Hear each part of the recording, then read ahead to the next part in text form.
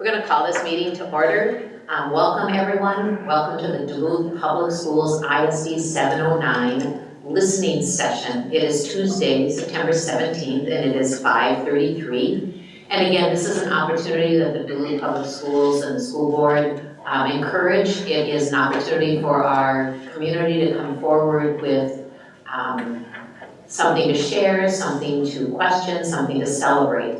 And so we have a process that's listed on our website under listening session about how to sign up and what all entails in coming forward to share messages with the school board. So we're delighted that you're here. And again, it is ISD 709 Duluth Public Schools. It is our listening session that we hold once monthly.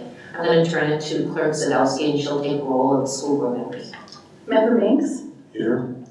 Member Dirk Eater is excused. Member Lafferton? Here. Member Wolfram? Here. Member Misa? Here. I am here. Member Williams? Here. Superintendent Magus? Here. Assistant Superintendent Bonds? Present. Deputy Clerk Zunich? Here. Executive Director of HR and Operations Severance? Here. And Board Secretary Patel? Here. Thank you. And again, I want to point out to members of our community that are watching that it's really important for the school board when we engaged in a listening session that we were all present, that this isn't something that just a few board members come to, and we also have the leadership teams and the people that lead our district, Assistant Superintendent Bonds, Superintendent Magus, our financial HR directors are both here, and in the back of the room we have our special education director, Jason Crane, our director of secondary education, curriculum and principals, Jen Larva, and our director of elementary principals and curriculum, Brenda Sparks. And it's really important for all of us to be here to listen and to be a part of solutions or listening for what we can do to better communicate with our community. So, with that being said, our listening session, is there any questions? We're going to first read our civility code it's just a code, it's our civility code.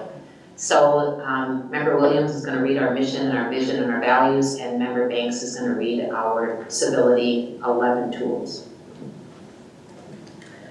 Every student every day will be empowered with the learning opportunities for growth, creativity, and curiosity in preparation for their future in a global community.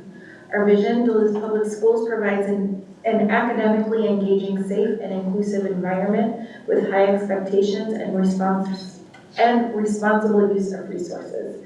Our core values include learning, excellence, equity, collaboration, and belonging.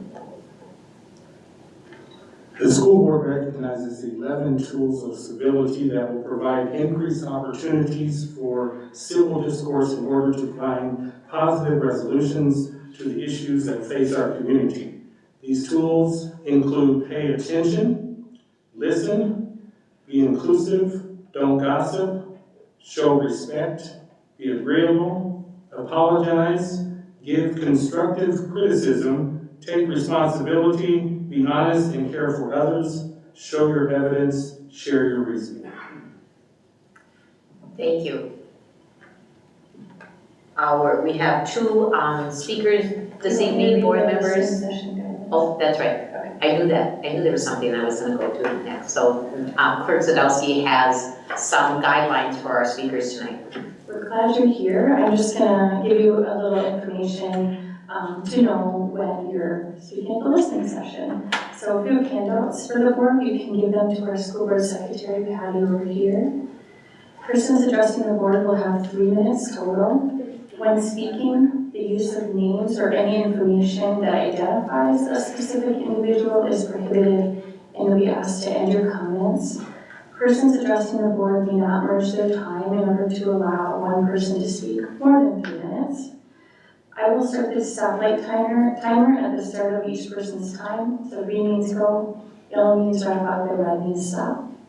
And when the red light comes on, the chair will gavel to signal you to end. And in the interest of respect for every listening session speaker, please hold any commentary during the speaker's time until they are finished. Thank you. And again, this is a listening session, and so I know it's sometimes hard and it maybe seems a little awkward, but the board listens and we don't engage in a dialogue back and forth with our community members that come before us.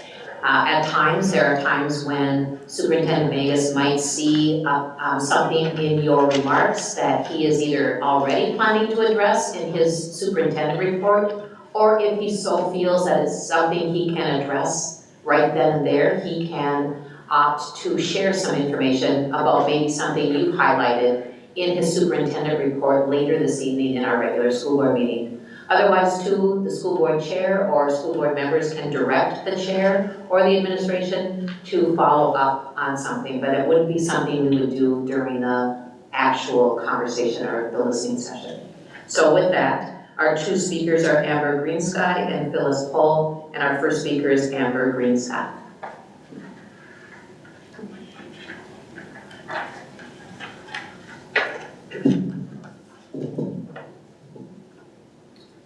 Hi, thank you. My name is Amber Greensky, and I am one of your American Indian Parent Advisory Committee co-chairs with signatory responsibilities to the Minnesota Department of Education. This committee exists because it is a required component for this district to be eligible for Minnesota State American Indian Education Aid. Per MDE, American Indian Parent Advisory Committees, or APACs, are intended to serve in an advisory role to the district and help to ensure that American Indian students are receiving culturally relevant and equitable educational opportunities. APACs have been deemed by the state as critical to the achievement and success of American Indian students, with presence, input, and knowledge that is key to strengthening district and parent partnerships. Achievement data was provided by MDE via email to last year's parent committee officers, the American Indian Education Coordinator, and Superintendent Magus on September 4th, along with an APAC and district annual partnership timeline. Of significance, the achievement gap for American Indian students widened in both math and reading when compared to the previously available data. Because of legislative statutes passed in the 2023 legislative session, American Indian Education Aid is now specifically for American Indian students until such time that their accountability factors are the same or better than their non-American Indian peers. In order to make sound recommendations, your APAC requires at minimum the information listed on the APAC and District Annual Partnership timeline, which includes achievement data, progress towards language proficiency, graduation rates, consistent attendance rates, achievement and integration implementation, Title VI implementation, Johnson O'Malley implementation, additional title funding streams used to support American Indian students, and the status of the previous year's American Indian Education Aid budget and expense sheet. Jennifer Garbo, the American Indian Education Coordinator, is our primary contact, and it is imperative that she receives the necessary support to provide your APAC with this information in a timely manner. I've provided copies of the aforementioned timeline. Your APAC's next meeting is tomorrow at 5 p.m. at the Denfeld Library, and we invite all to attend. Miigwech. Thank you.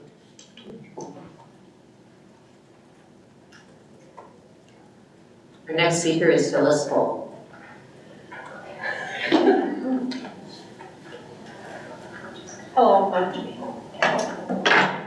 Hello, I'm Phyllis. Can you hear me okay? You have to turn the mic on so our community that, Can you hear me now? Yep. Okay. I'm Phyllis Pohl.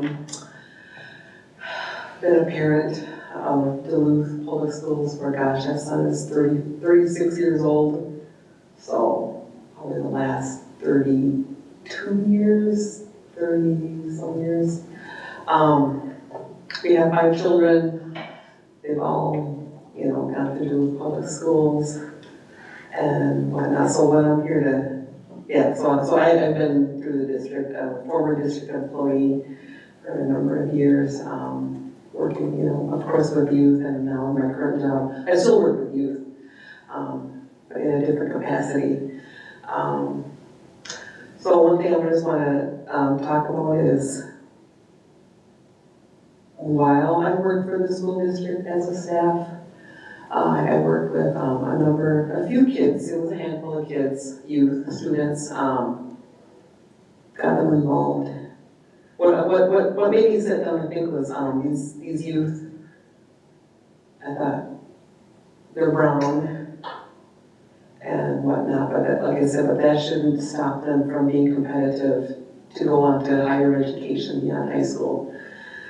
So, I took it upon myself and another school district staff at the time, who happened to be my sister, and we got these students involved in Minnesota Youth Council. At the time, it was a statewide Native Youth Council.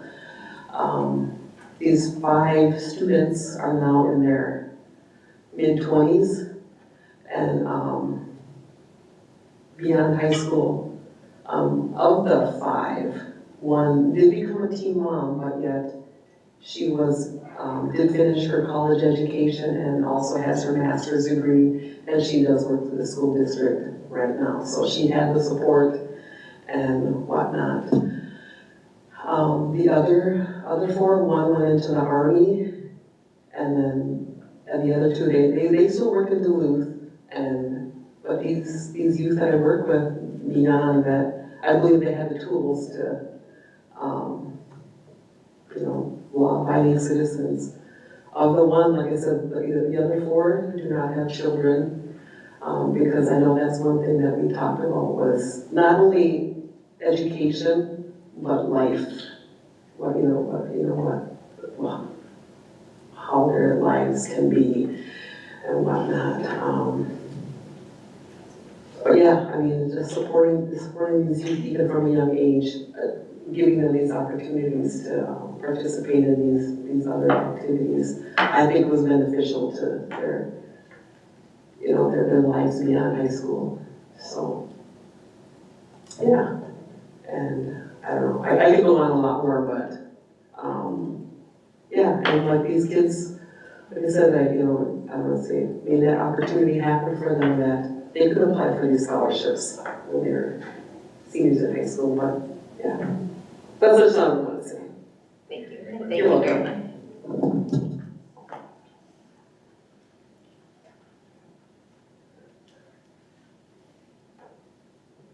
So that concludes our listening session tonight, and we certainly want and encourage our community to come forward and share stories, share examples, share information that's important to you. We are here till 6:15 to listen to our community. Some months we've had overflow and couldn't get everyone in 45 minutes, and then other months we maybe have just a few, and we just encourage our community to keep reaching out, to keep coming forward, share your voice, tell your story. It makes us a better district. So again, for those of you that came tonight, thank you, Miigwech, very much. And for those that will see us on our YouTube channel, we encourage you too to come forward and give us your words. They're important. So thank you. That concludes our listening session tonight.